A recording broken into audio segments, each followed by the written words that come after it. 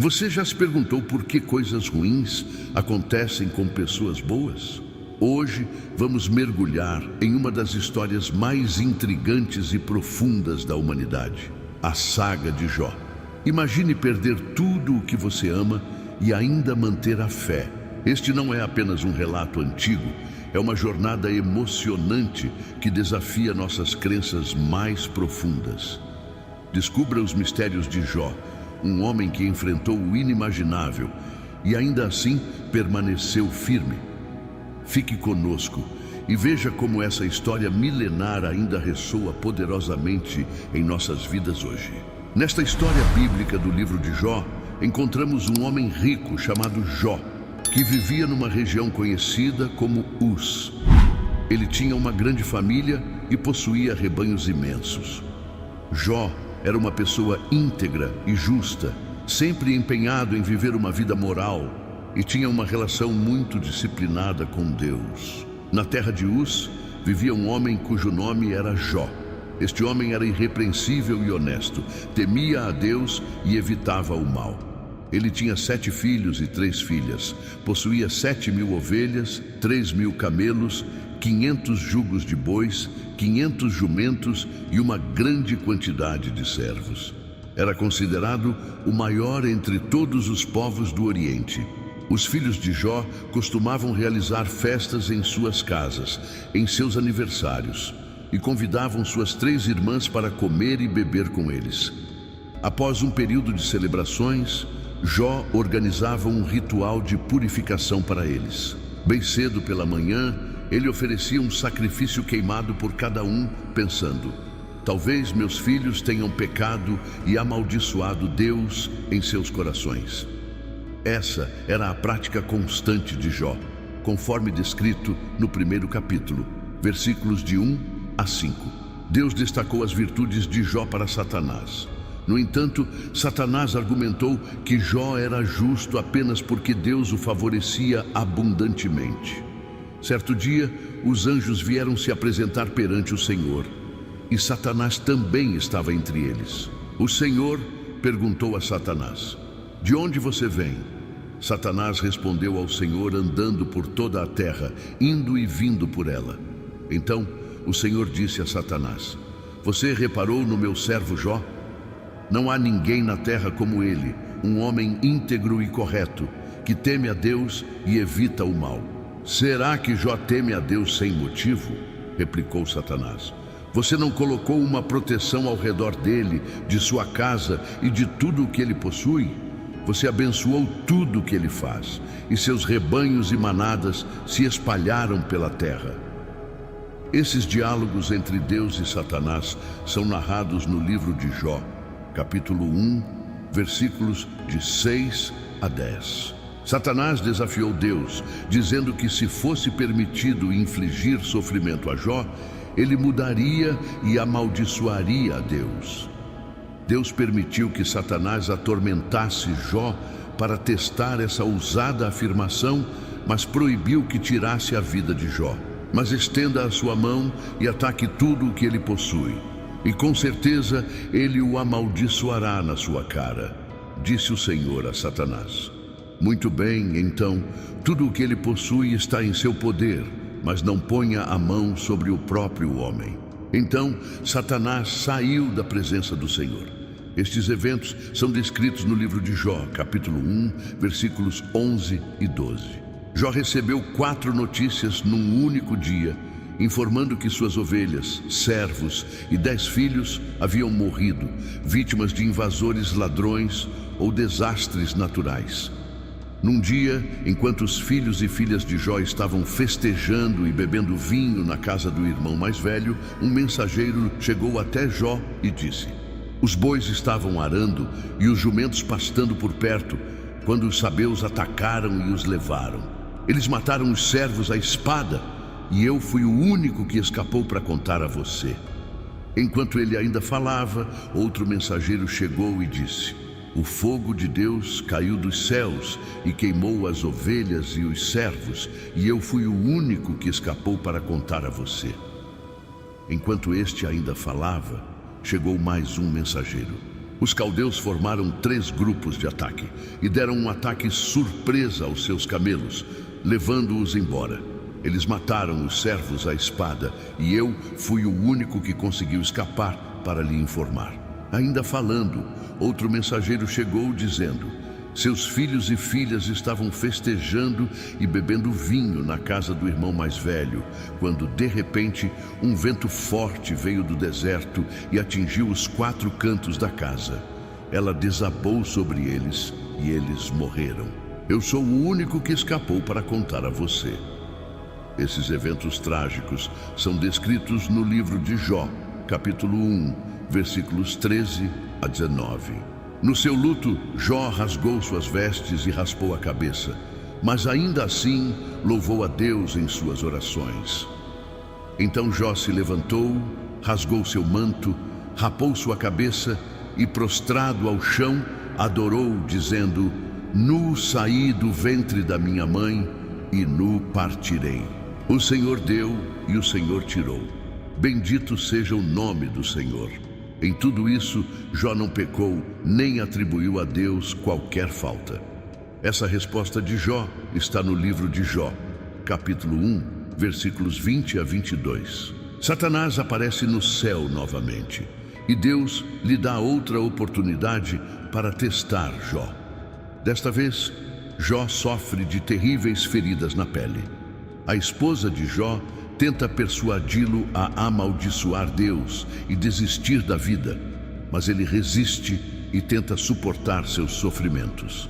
2 tramas são habilmente entrelaçadas, uma celestial e outra terrena.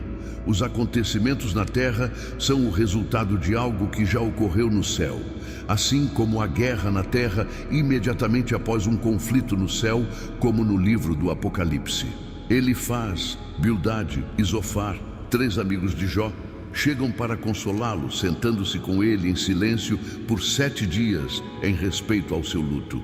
Jó fala no 7º dia, iniciando um diálogo no qual cada um dos 4 homens oferece descrições poéticas de seus problemas. Jó amaldiçoa o dia do seu nascimento, comparando a vida e a morte com a luz e a escuridão.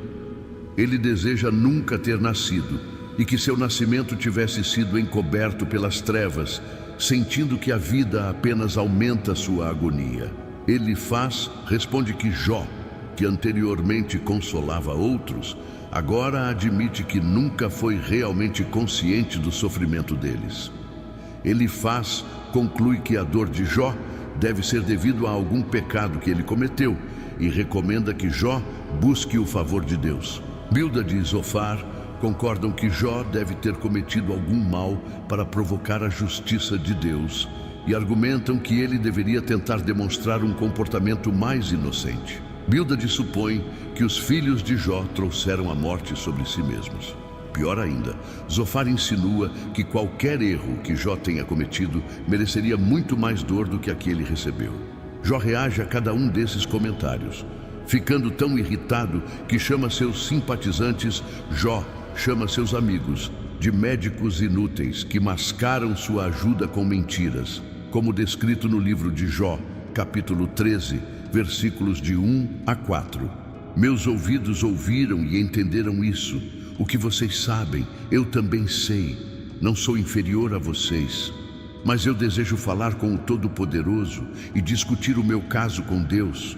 No entanto, vocês me difamam com mentiras. São todos médicos inúteis. Jó questiona por que Deus julga as pessoas com base em suas ações, quando ele poderia facilmente corrigir ou perdoar esses atos. Jó fica perplexo sobre como um ser humano pode satisfazer completamente a justiça de Deus, dado que os caminhos de Deus são misteriosos e além da compreensão humana. Além disso, os humanos não podem convencer Deus com suas palavras.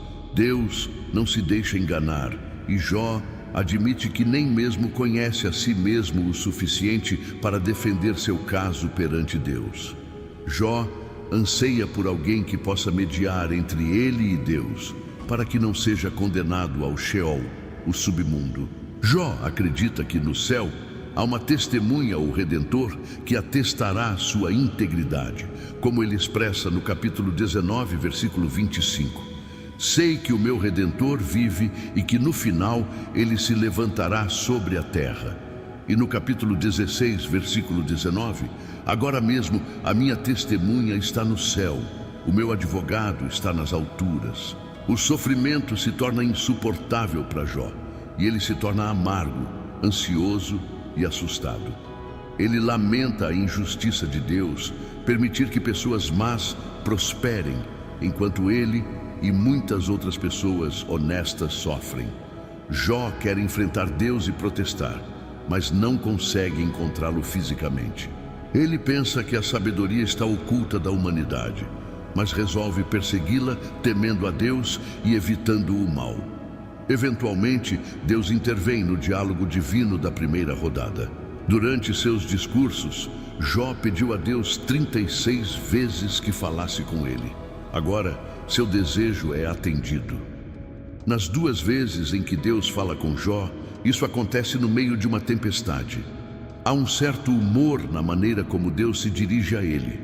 Jó é lembrado por Deus de que ele é o Criador de tudo. Deus percorre sua impressionante atividade de criar e sustentar o mundo, perguntando a Jó se ele poderia igualar essa obra.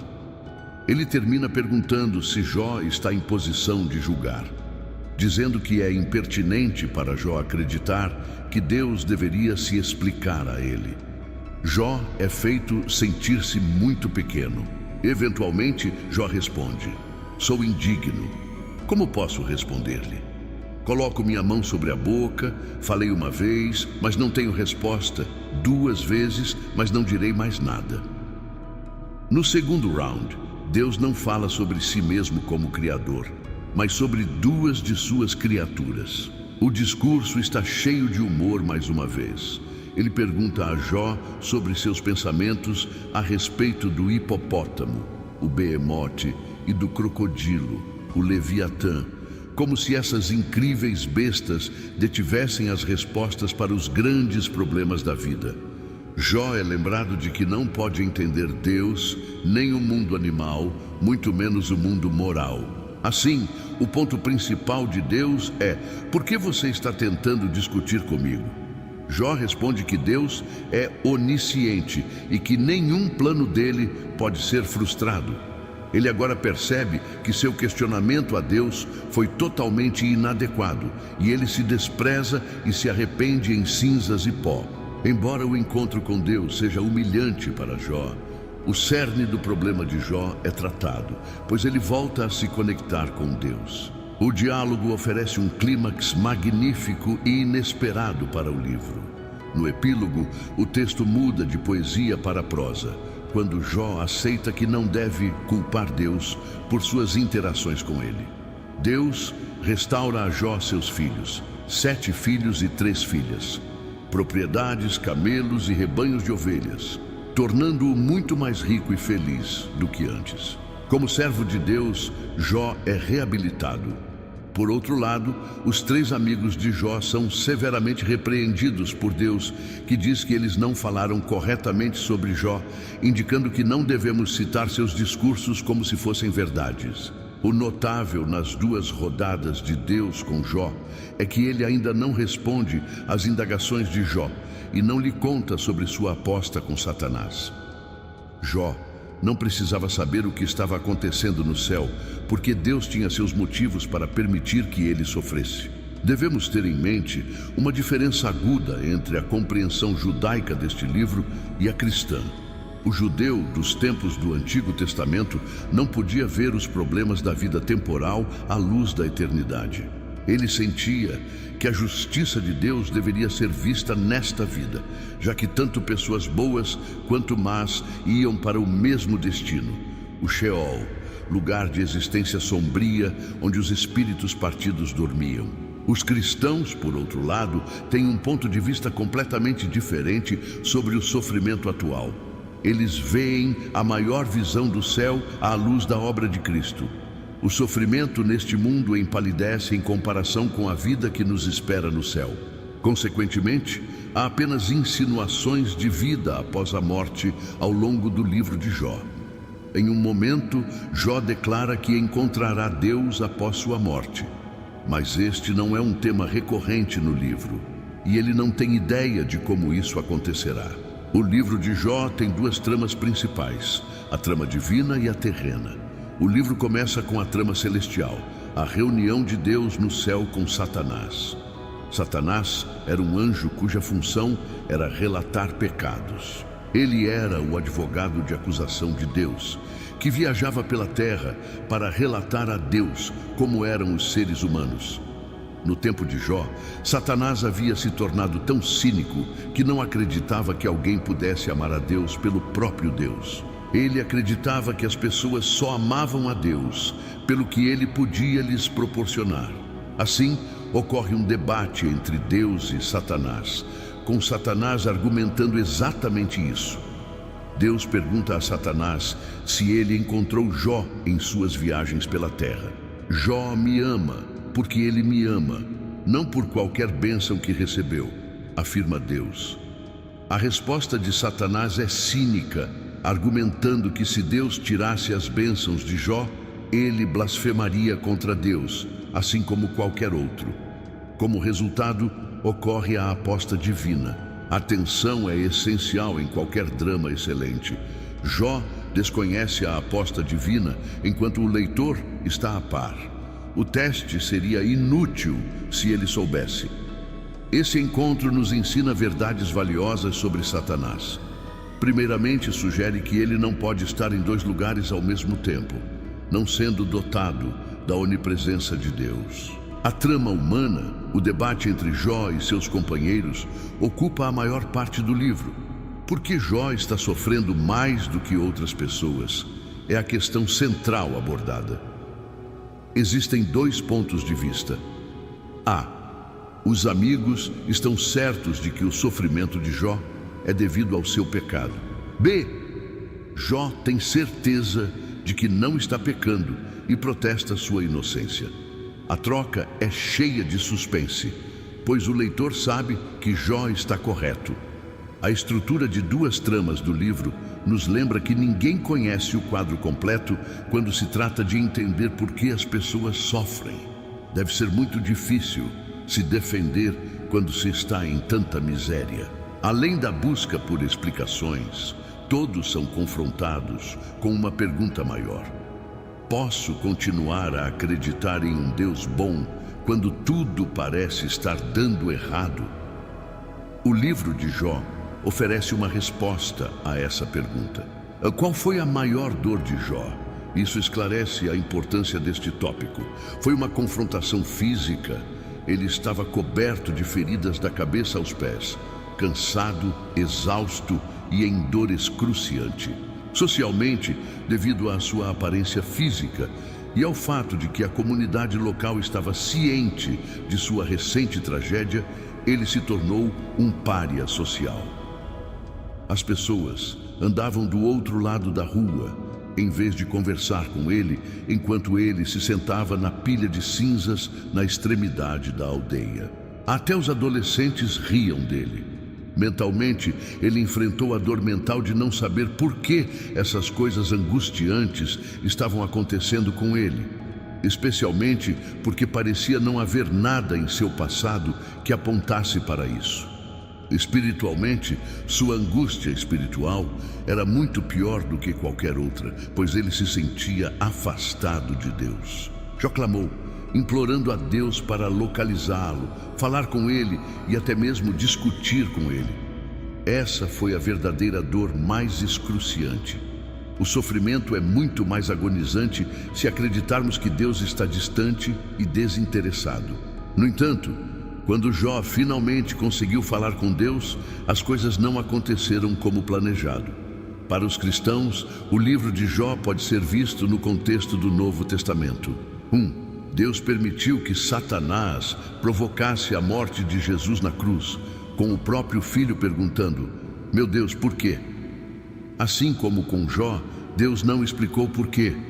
Isso sugere que até o Filho de Deus perdeu o contato com o propósito de seu sofrimento sob a intensidade do tormento da crucificação. 2. O cristão entende que a vida continua além da morte. Os problemas do sofrimento não precisam ser resolvidos nesta vida. É interessante notar que na versão grega do livro de Jó, um versículo adicional foi acrescentado, afirmando que ele, Jó, ressuscitará com aqueles que o Senhor ressuscitar. 3. Essa esperança de ressurreição nos lembra que haverá uma reivindicação final de Jó. Os cristãos acreditam que Jesus retornará para julgar os vivos e os mortos no final dos tempos. Um dia haverá uma cena de tribunal em que Jesus se sentará como juiz, e todas as pessoas más e piedosas que já viveram estarão diante de seu trono para serem julgadas de acordo com suas ações no corpo. Então, tudo pelo que Jó ansiou está prestes a se tornar realidade. A justiça de Deus será aplicada a toda a raça humana em uma reivindicação pública de justiça. Acabamos de explorar as profundezas da história de Jó, uma jornada de fé, sofrimento e redenção que toca a alma e desafia nossa compreensão. Se você se sentiu inspirado, intrigado ou até mesmo questionando, saiba que há muito mais a descobrir. Cada história que compartilhamos aqui é uma nova oportunidade de olhar para dentro de nós mesmos e para o mundo ao nosso redor. Não perca nenhum momento dessas explorações fascinantes. Inscreva-se agora.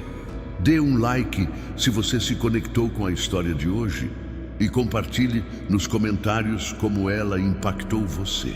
E não se esqueça de compartilhar este vídeo com alguém que, como você, ama desvendar os mistérios da vida e da fé. Juntos, vamos continuar essa jornada de descoberta e inspiração. Obrigado por assistir e até a próxima. E enquanto fechamos mais um capítulo juntos, eu sei que algumas questões podem ainda ecoar em sua mente. Você pode estar se perguntando como pode navegar pelas complexidades da vida espiritual e desbloquear um caminho de abundância e bênçãos. A jornada é desafiadora, mas você não precisa caminhar sozinho. Nos comentários, você encontrará uma chave poderosa para essa porta que muitos buscam abrir. O e-book Descubra a Prosperidade com Deus, o guia definitivo para superar desafios espirituais e viver uma vida abundante. Este não é apenas um livro, é o fruto de anos de pesquisa, vivências e revelações profundas que agora estão ao seu alcance. Imagine superar as barreiras que impedem o seu crescimento espiritual e financeiro. Pense no conforto e na segurança de viver uma vida alinhada com as promessas de prosperidade que foram destinadas a você.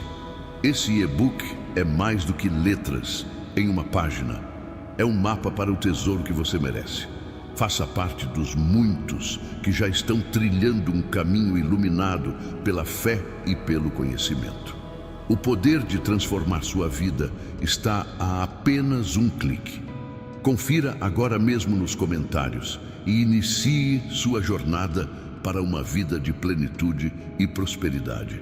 Lembre-se, a prosperidade com Deus não é apenas um sonho distante, é uma promessa à espera de ser cumprida. E com este guia, você está um passo mais perto de torná-la realidade. A sua história de sucesso começa hoje.